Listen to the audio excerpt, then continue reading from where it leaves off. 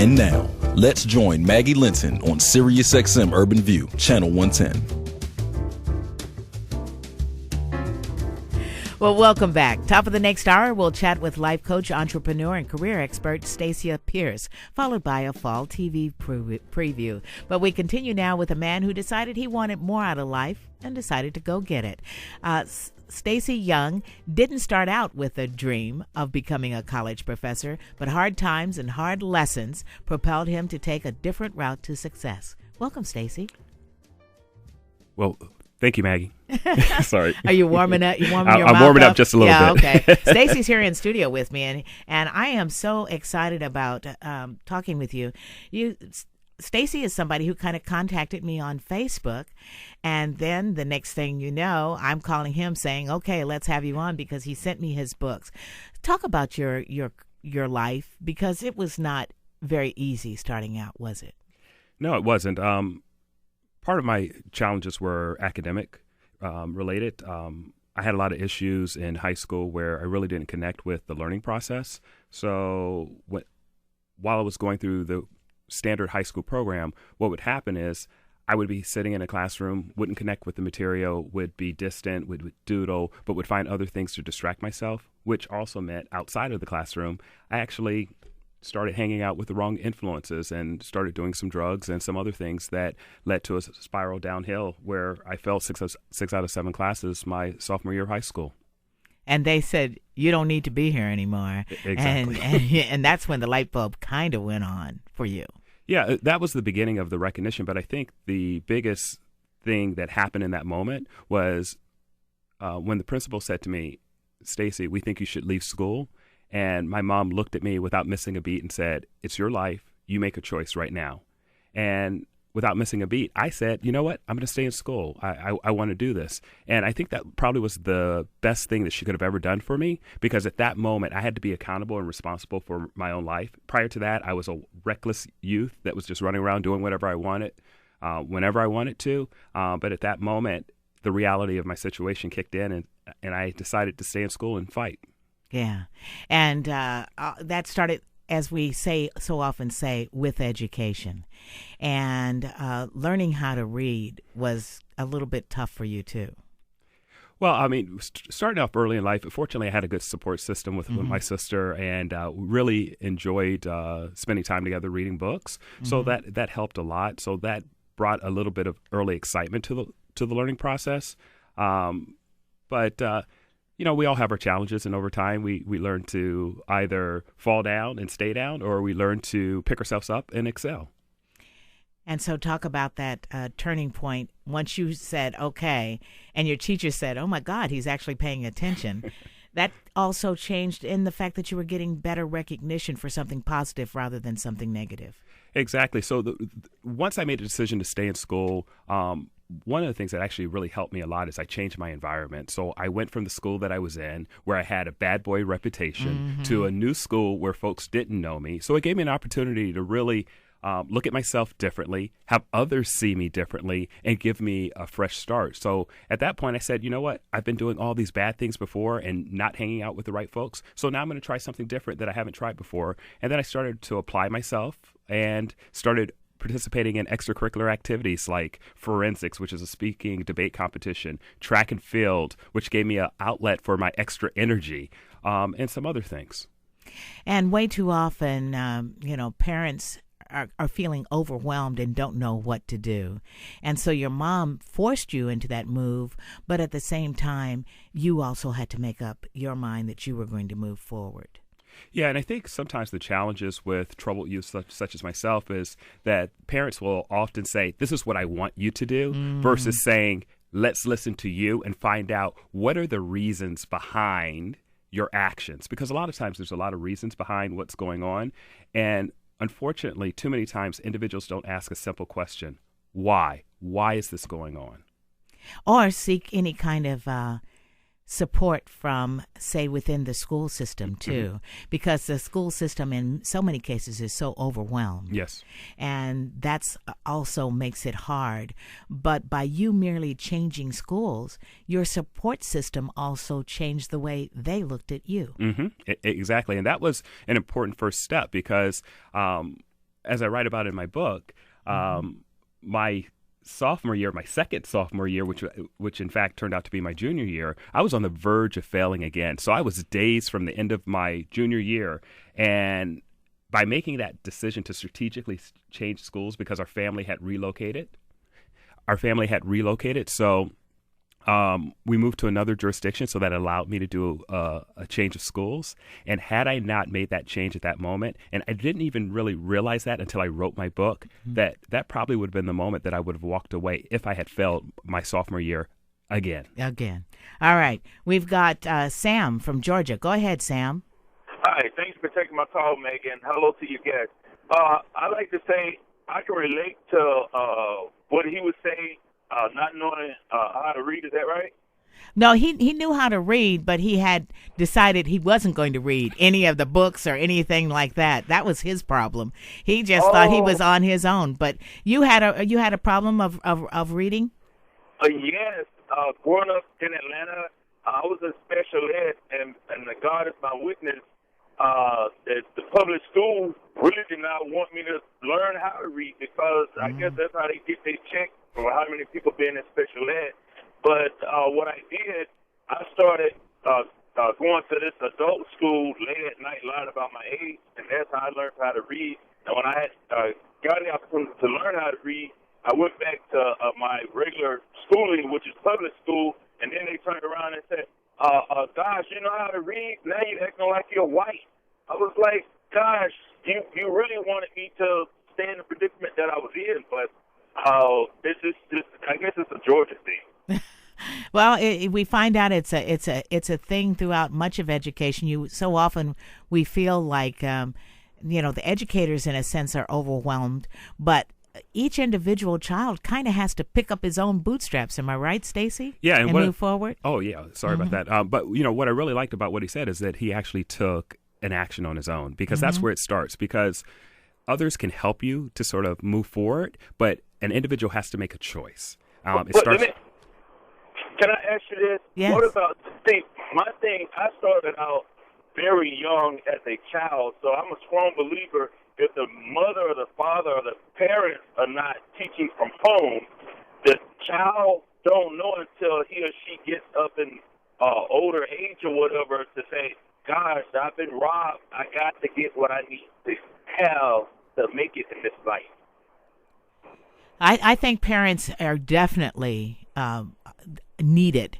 And, and the thing is, if you can't find it from your parents at home, then you have to seek it through others. Whether it's a friend's mom and dad, whether it's through the Boys and Girls Club, or maybe a friend at church. You were going to say, Stacy, I see you shaking your head, yes? Yeah, I can definitely relate to that. I mean, my mom was a great mom. She provided all the basic necessities of life. Maybe, in some ways I was emotionally neglected in some ways because her upbringing was a little bit different, but she was still there and she was supporting me. But for me, the turning point was when a wonderful principal named Miss Gwen Felders. I didn't think she was a wonderful principal at that time, but she was on me all the time. And years later, once I made it through my struggles, what I realized was she was on me all the time because she cared. And for some reason, I connected to her tough leadership. So, as a misdirected youth, I thought that she was a big pain in my behind, but what she really was doing was trying to connect with me and tell me that you've been allowed to run amok for too long, and I'm not going to allow that to happen. I see something in you. I'm going to be tough on you.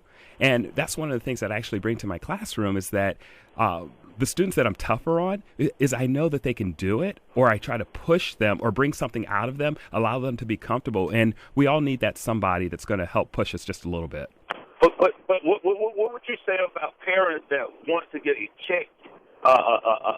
Regular a check from the government because that's how they get their money by their child or children not having an education or what have you.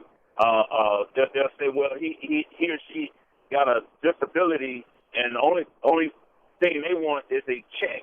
How do you deal with that? I got them in my family.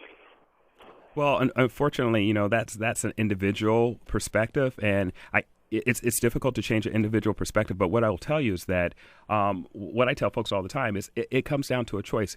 what we can do as folks that are educators is we can provide opportunities for individuals to uplift themselves. But if an individual chooses not to move forward and do things that are positive, there's not much more that I can do. But once that individual makes a choice and they're willing to open that door, because I'll open the door for you, but you've got to walk through it. So what we'll do is provide opportunities for folks to walk through it. I can't help you if you don't want to take that first step.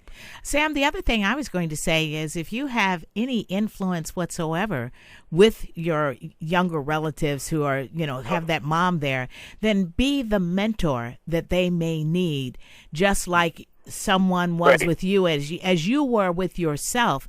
Right. Be that positive role model for them, because I think that that's so important. As we were just saying, you may not have it at home, but you may have to look to somebody else for it. And as Stacy said, he had a wonderful mother, but it was this principal who looked at him and said, "You're going to be different, and I'm going to help you." So, I try to do that honestly, but I got some relatives in my family that I have to be drunk just to deal with them. I mean, well, I think everybody probably has somebody in a family like that, but at the same time, maybe take that child out away from the family and talk to them, away from the usual family, stay out of the fights with the family, but just be that person that they can go to and look up to in a more positive way. You're right. That's the way to do it. And don't let the other person, in a sense, the negative person win. Definitely. Thank you so much. All right. You keep up the good work. Okay, Thank bye. you, Sam. Thank you. Thank you for calling. If anybody else would like questions or comments, then do that, 866-801-8255. Once again, that's 866-801-8255. Our role models are so important, aren't they? Yes, definitely. Yeah. All right, let's talk about you and writing, because you didn't just go to school. You decided you were going to become an author, too, and pretty prolific at that. Tell where that began. Well, it's sort of interesting. I didn't set out to necessarily write a book, but I always thought about writing a book and didn't really know where to start. And unfortunately for me, I went through some difficult times personally. I went through a little bit of depression, and I was just trying to figure out how do I make it through. So instead of looking to turn to drugs or alcohol or choosing to go the medical route by visiting doctors, that's just personally wasn't a choice that I wanted to make. I decided to start writing. And once I started writing the first book in my series, It's a Crazy World, Learn From It, Part 1, Taking Care of Me, it allowed me to think about things differently and see things from a positive perspective. So I've had all of these challenges that have happened, whether career, a relationship, or otherwise in my life. And what I did was I looked at all of those situations. I said, how can I take all of these things that happened to me that were negative and turn it around into a positive messages so that I can move forward in life. Right. And your books, and starting out with It's a Crazy World, it's not the kind of book that people have to read from cover to cover. You literally can pick it up anywhere and you can move forward, manage your compass, control your response, dealing with negative individuals. That's what we could give Sam this book here, and, Exactly. and he could do it. But you just do little sayings. And sometimes those are what I call light bulb moments. And the reason that I didn't want to go into a lot more detail is because I wanted each individual to read my book and to have their own personal experience, because I could have written a complete message and said, this is exactly how I want you to think. This is how I want you to interpret the message. But that wouldn't have been a useful tool. What's a more useful tool is to have my message there, allow individuals to read it and then reflect on it. And what does that mean to them? And then they can figure out how to apply it in their own lives. Right. Well, one of my favorites in here was probability of success. The probability of success is 0 if the first step towards a goal is not taken. However, the probability of future success increases exponentially with each subsequent step. In other words, you got to keep moving. You got to keep moving, and you got to be willing to take that first step. And if you're not willing to do that, you can't move forward. And sometimes the first step doesn't always lead you in the exact direction that you want, but if you're at least moving forward, sometimes that other fork will come in the road that will take you on to that way. Well, and it's sort of interesting that you mentioned that, because when I started writing It's a Crazy World Part 1, it was going to be one book. And I was having a conversation with one of my really good friends, Ed, And he said to me, "Oh, you know what? These are great one-liners. We could put this into an application." I said, "Application? Hold on. I don't have enough for an application. I need to write some more." And then all of a sudden, I started writing another book. And then it was another book. And then all of a sudden, I had 3 books in the series, in the It's a Crazy World series. And then after I wrote the first 3, I said, well, I still have more because I still have these ideas. So then I went ahead. But that was the great starting point for me because it allowed me to realize that I could have a dream, follow it through, see the outcome. And then from that outcome, it allowed me to say, hey, I can write a little bit. So why don't I start writing the stories in my life that I want to tell? And that led me to starting to write about my other 2 books that are a little bit more in depth. Yeah, and one is really truly almost a memoir, Above Expectations, My Story.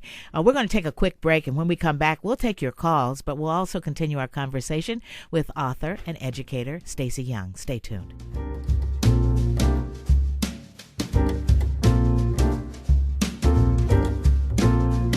We'll be right back with more conversation about today's hottest topics right after this short break. This is the Maggie Linton Show on Sirius XM Urban View.